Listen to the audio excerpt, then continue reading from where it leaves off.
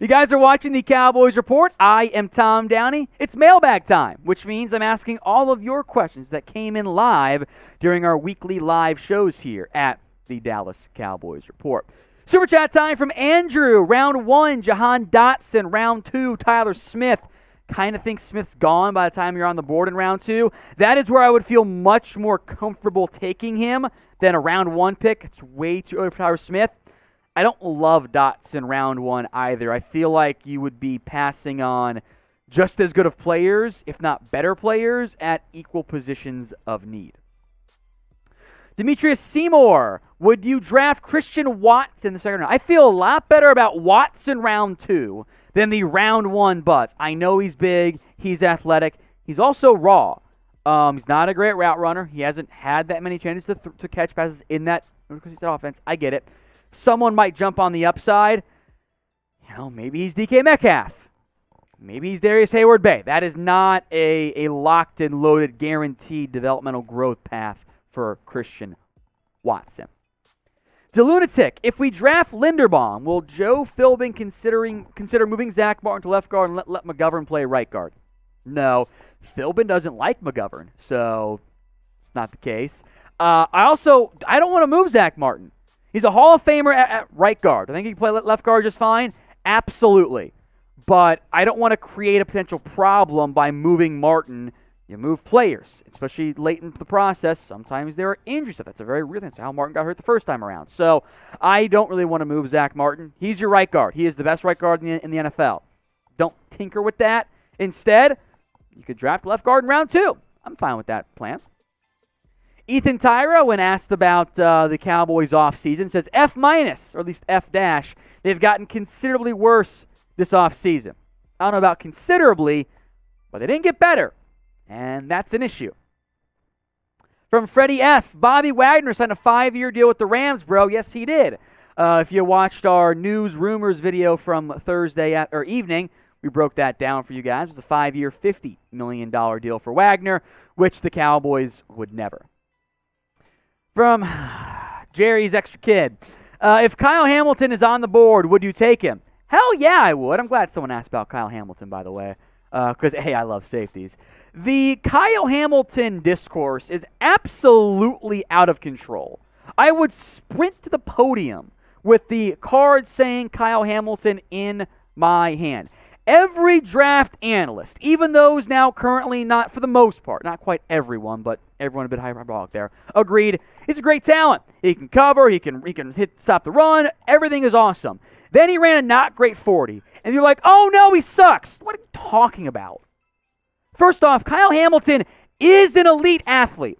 The film, we all agreed, the film said great athlete.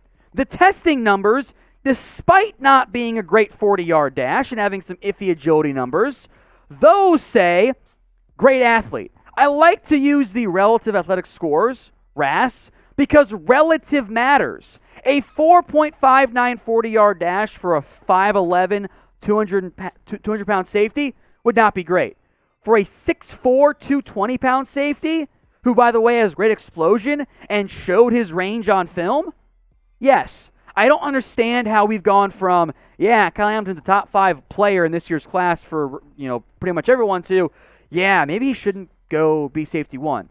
What are we talking about? I feel like we're just inventing narratives to talk about something different. Hamilton's an awesome player. I know people who didn't like Hamilton earlier on. That's fine. It's cool.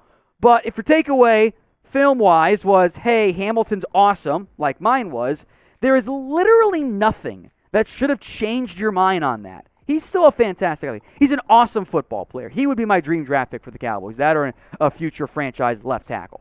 So what do you guys think? Who is your dream draft pick for Dallas this year? Pin comment on today's video, so head down there and let me know. From Brett Alston, who chose the intro music? It's fire. That would be executive producer Brett Scott. Also, great name there between the two of you. So, Brett, I'll let the other Brett know you like the music choice. From Mr. Football Star 18, draft a gadget wide receiver. What are some good draft prospects this year? I'm going to answer it as, if you want a receiver who you can use on gadget plays, there are plenty of those guys this year. Traylon Burks could be that guy. Calvin Austin can be that type of player for you. Other undersized, speedy players in this year's class fit that type of mold. Jahan Dotson could kind of be that role. De'Aaron King, if you want to go super, super late from that era. Wan'Dale Robinson. Those guys can be your gadget receiver. I don't want to only draft a gadget player, though. I would like to add a receiver who can play receiver and be used in a gadget role. From Gordo Gaming, where do the Cowboys rank in the NFC East next year? First. And look, the NFC East curse is real. I know. I think the Eagles got a little bit better, but you can ask the betting odds out there. Vegas, look at the overall talent still. It's the Cowboys. Doesn't mean they're going to win the division, but they should be viewed as the favorites, and they are, to win the NFC East. Then it's the Eagles. Then it's the Commanders and or Giants, I guess. From Scotty Montford, your opinion on Quay Walker, chance of him being on the board in round 2. I like Quay Walker a lot. I think he's a really good football player. I've got a second-round grade on him. Those Georgia boys this year on defense are special. They really are. That's the best defense I've seen in a very, very long time. So I don't know if he'll be there. I would wager he's probably linebacker 3 or 4 off the board, so probably gone. But I would love that pick in the second round from a pure talent standpoint. Speaking of the draft, Cowboys draft hats are now available at chatsports.com/Cowboys draft. Check the comment section and the description. We'll put that link in there for you guys. I don't like the white-on-white text. The blackout version, though, is much better because it's a little bit easier to see the Dallas against the Cowboys side. I think the black versions are way, way better than the other ones. There's a lot of different styles from like the adjustable, the snapback, the clip, whatever. Check them out. Chatsports.com/Cowboys draft. From Roy Williams, I hope Jaquan Brisker is there. At number 56, he reminds me of Derwin James. Not going to comp him to Derwin. That feels like unrealistic expectations, but I like him a lot too. Second round grade. He spent most of his time in the box at Penn State. He's willing to hit. He's a little bit older, 23 as a first-year player. Great run fitter. Missed some tackles here because he was hurt. His shoulder was messed up. It wasn't an issue previously. It was just the injury. Had you not re-signed Jaron Kearse, I would have really liked Brisker, but I think their roles would overlap too much. Draft Matt Ariza, but why? You've signed your punter. You don't need him. You don't need him as your punter. You've kept Brian Anger. He is a bad kicker. I'm sorry, he's not going to kick in the NFL, so there's no point there. Jay Woolsey, will Sean Payton end up in Tampa Bay? No. Todd Bowles is their guy, so the Bucs are not going to be a threat for Sean Payton. I would be stunned if they simply not a super chat, by the way, coming up, Jeremy. I think that is a highly unlikely outcome for the Bucs to keep Sean Payton. Like, he's going to end up somewhere else if he does end up coming back to the NFL.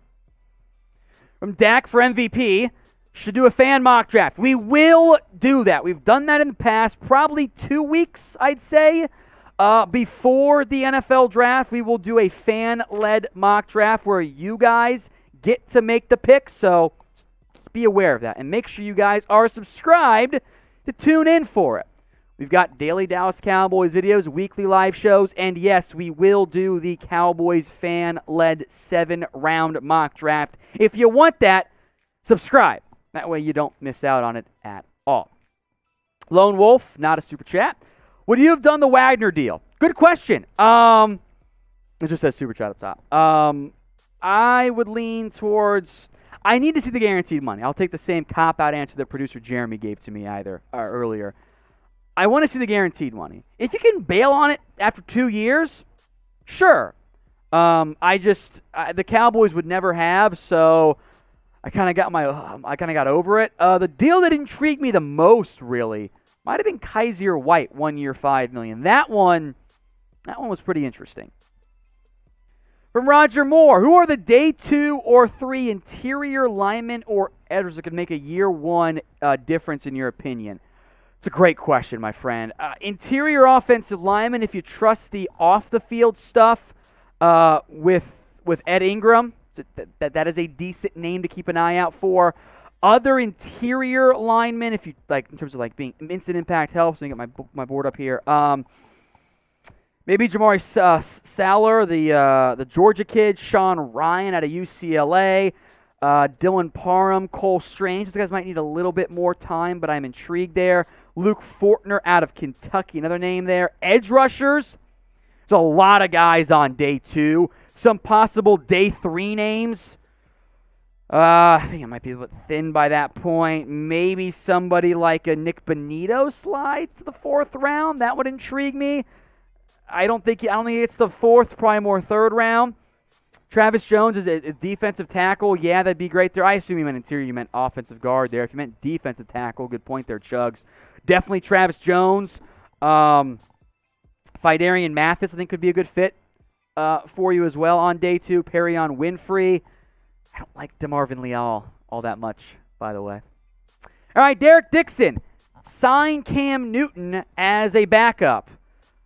Maybe. I don't think he'll be that expensive. It's a question of, do you think he's better than Cooper Rush at the cost? Because Rush is eminently affordable and was actually surprisingly good last year. Although I think we'd feel differently about about Cooper Rush had Zeke and Cooper not made fantastic plays down the stretch. Newton is not what he was in his prime. He's not starting. It's not who he is anymore. So if you want him as a backup, I don't hate that idea. 1-year vet min?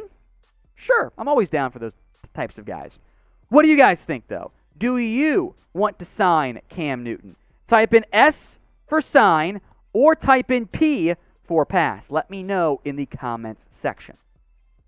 From Brett, would you rather have a top 10 pick this year or last year? Unquestionably, it is last year. This top 10 pick class is not as good as last year's top 10 pick. Remember who went last year, right? And when this is benefit of hindsight here for certain. 3 QBs. Kyle Pitts was great year 1. Jamar Chase was great year 1. Jalen Waddle was great year 1. Penei Sewell was great year 1. Jace Horn was great before getting hurt. Surtain was great year 1. And Devonta Smith was great year 1. Plus, you had guys like Micah Parsons, Rashawn Slater. All of those guys would have been top 5 minimum picks this year. Plus all the QBs. QBs weren't great, but you weren't taking a QB anyway. So it was definitely last year versus this year. MVP-ness. What do you think of the Cowboys taking Jermaine Johnson out of Florida State? MVP-ness. Yeah, that's good. That's good. That's good. That's a good one. Bonk. MVP. I'd be happy with Jermaine round 1. I don't think he gets there. He actually kind of reminds me some of DeMarcus Lawrence from play style of being a really good run stopper and also helping as a pass rusher. So I think he goes early. I think he's gone. I would be down with that pick in round 1, however. Andrew Espelita, Round 1, Logan Hall. Round 2, Jalen Petrie. Had you not re-signed Jaron Kearse, much like Jaquan Brisker, I would have loved Petrie round 2. I think he's gone before he gets to the pick there. I'd still take him. Round 1, that's too early for me for Logan Hall. I feel like that's reaching just to get an edge, and I don't want to do that if I don't have to. For my burner account, could the Cowboys entertain the idea of bringing back Cole Beasley? Maybe. I think a lot of Cole's issues were with Jason Garrett more than all of the Cowboys organization. There were some negative things said by Cole. Those would have to be sorted out. I think if you do sign Beasley, it's after the draft. In the event, let's say, you miss out on all the big-time receivers you want to take on day 1 and day 2. So will the Cowboys repeat as NFC East champs this season? Hasn't been done in a very, very long time. The curse is real. So let me know what you think. Y for yes or N for no. Alfredo Rodriguez, if Hamilton falls, I think the Cowboys will move up for him. They certainly can. I don't think that they would. That would be a bit of a surprise to me if they moved up for anybody this year. But crazy stuff happens after all. From Rex Morgan, would we draft a running back this year, anticipating Zeke will not be back in 23? I think you could. I don't think it would be early. If you take one before the 5th round, I'd actually be kind of surprised. Now, I'd be confused because he's not going to play over Zeke. He's not going to play over Pollard. So if you're drafting one, I'm fine with that. But it's got to be mid to late day 3 to be either RB3 or sticking him onto the practice squad in the end.